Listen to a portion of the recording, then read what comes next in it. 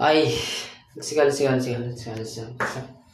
Isang libro ng guhit ay nakabukas, isang pangarap na hinaharap, isang isip na nais matuto at lumago, ngunit ang kahirapan ay hindi nagpapahintulot.